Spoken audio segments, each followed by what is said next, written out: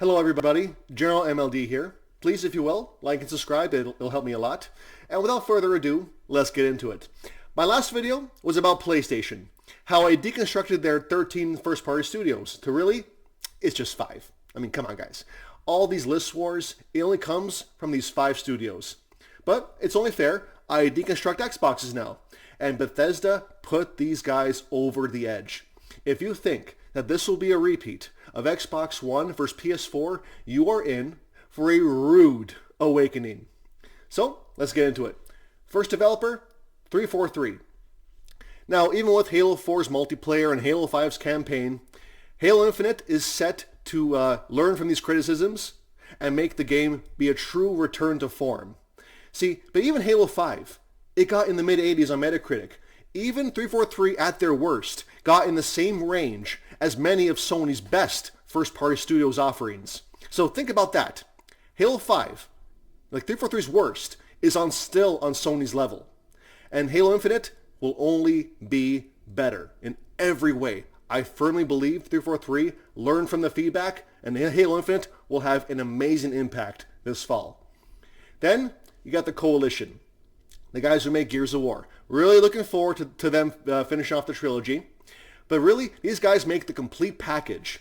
Whereas you look at Sony's games, they're single player, one and done. These guys got single player, co-op, and a fully fledged multiplayer. Yes, Gears 5 launched with a weird multiplayer, but the game and content improved from that. They took in the feedback, and I'm very, very sure they will apply that to Gears 6.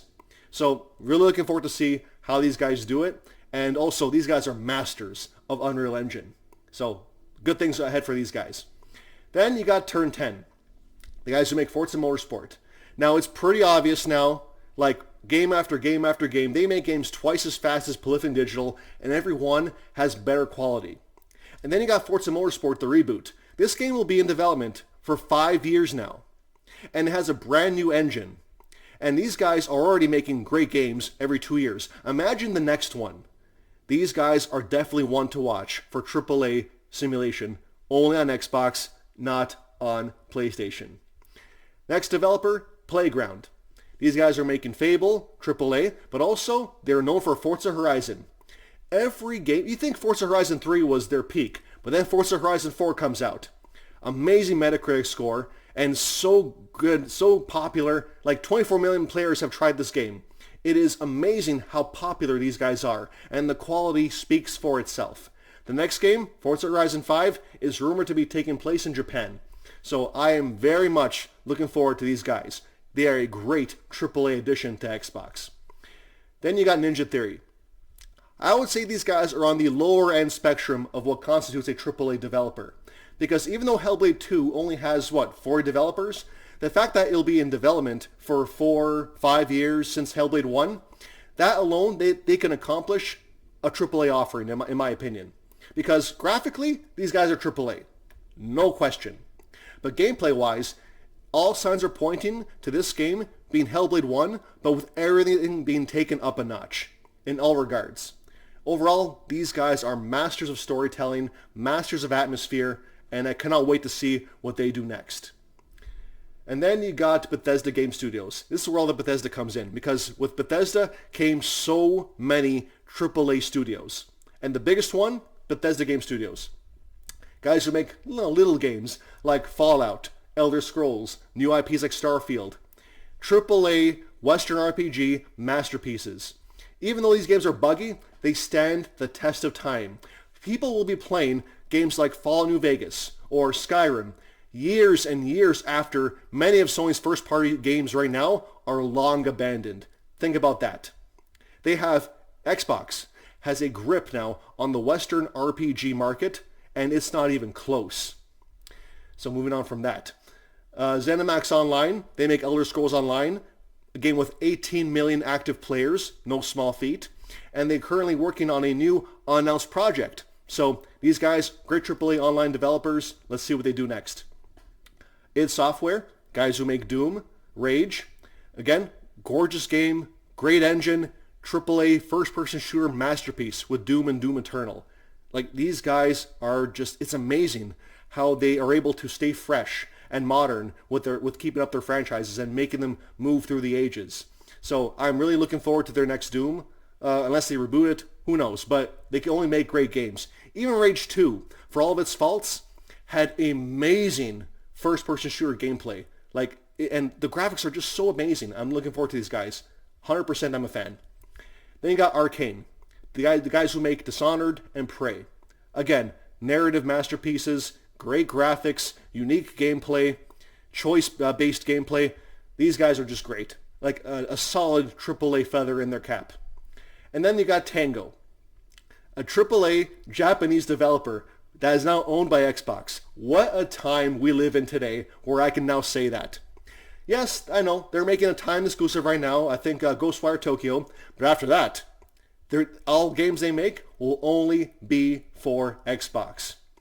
So overall, these are the AAA proven developers with a proven track record, and that comes out to 11 studios. So already, that's double PlayStation's 5 good studios. I can end the video right here, and that'd be an Xbox win. But no, we're going to keep going, because there is so much more under Xbox's belt. Now you got AAA studios, but are unproven. Their track records have yet to be seen. And those developers are Obsidian. They're making Avowed. A next-generation Skyrim. Count me in. Sign me up. It'll make the wait for the next Elder Scrolls all the easier. These guys are Western RPG masters, and I am sure this game will be great. But again, we gotta wait and see, but I'm pretty confident. Then you got InXile. These guys made Wasteland 3, which came out last year. Having beat the game myself, graphically, it's not the best. But gameplay-wise, narrative-wise, the spiderweb of choices you can make and how it adds up throughout the course of the game. Like that blew my mind. These guys are masters of player agency and choice-based RPGs. And now they're going to make, what, a AAA game? Like, please show me more as soon as you can, Microsoft. These guys are one to watch. Then you got Undead Labs. They're making State of Decay 3. It's supposedly AAA. I would put these guys on the same level as Sony Bend with Days Gone. Both their games are kind of in the same Metacritic range, so they're both unproven, but Undead Labs, I'm optimistic. They've been on a hiring spree. I think they got the feedback from the second game. So again, I hope this game turns out great, so let's see what happens with that. And then you got The Initiative. The guys making Perfect Dark. Now, we can't really say much about this game because we've seen no gameplay, but many of their higher level executives are ex-Santa Monica and Naughty Dog developers. Again, two of Sony's best of the best developers. So with a track record like that, I find it very hard to see how The Initiative can go wrong with Perfect Dark. Especially with Perfect Dark's kind of style, like a spy-esque first-person shooter. Like, it won't be a typical game like, say, Halo or Doom. This will be like stealth-based, gadget-based. Really looking forward to this game. Whenever it comes out, whenever gameplay shows up, I'm there. I'm looking forward to this. So, there you go. 15 overall AAA developers, 11 proven, 4 unproven. But now you got the smaller developers. Because, again, you don't need to have AAA budget to be a good game. And you gotta feed the Game Pass beast. Like, even I love these games. Just want to sit down for, 4 hours, play a game, and really enjoy it. It doesn't have to be cutting-edge graphics, because, hey, Xbox has that. But it's also good to have variety. So, here we go. You got Mojang here with Minecraft. Again, Minecraft is a cultural phenomenon.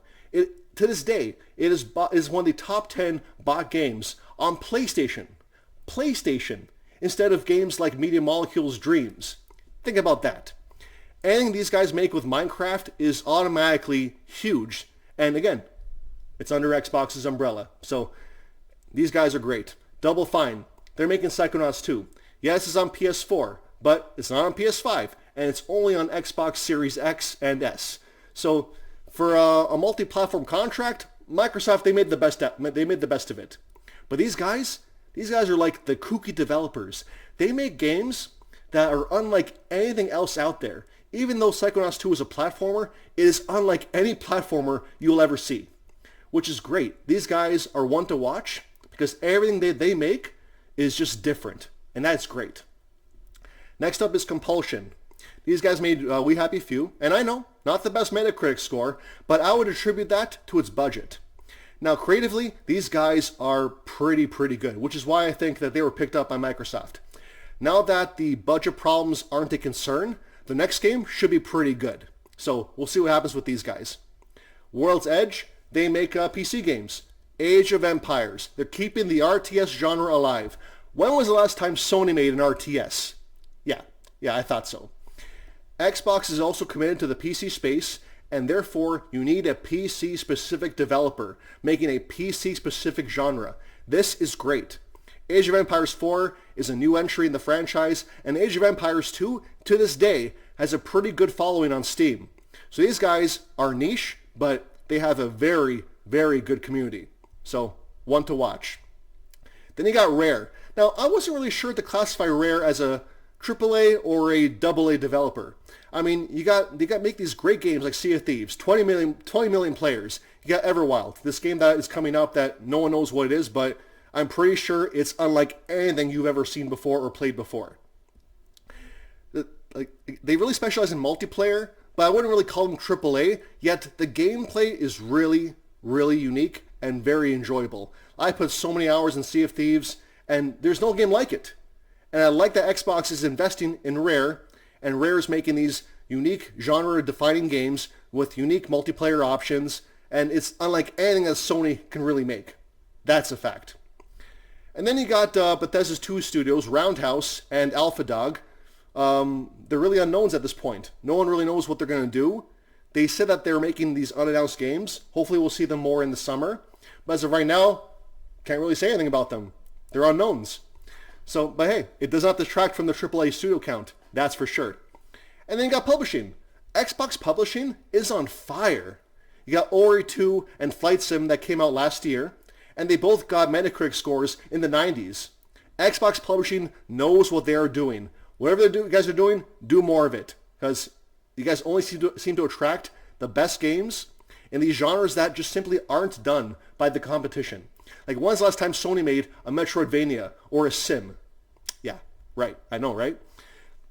So in conclusion here, Xbox has 23 studios, 15 AAA, 11 which have a proven track record, far outpacing Sony's 5 proven AAA studios. Xbox has more AAA, more genre diversity, no non-traditional games, like no VR, like no motion control games. These are all games built for traditional gamers. So in conclusion, Xbox is better. This gen will be a slaughter. That's all there is to it. See you guys.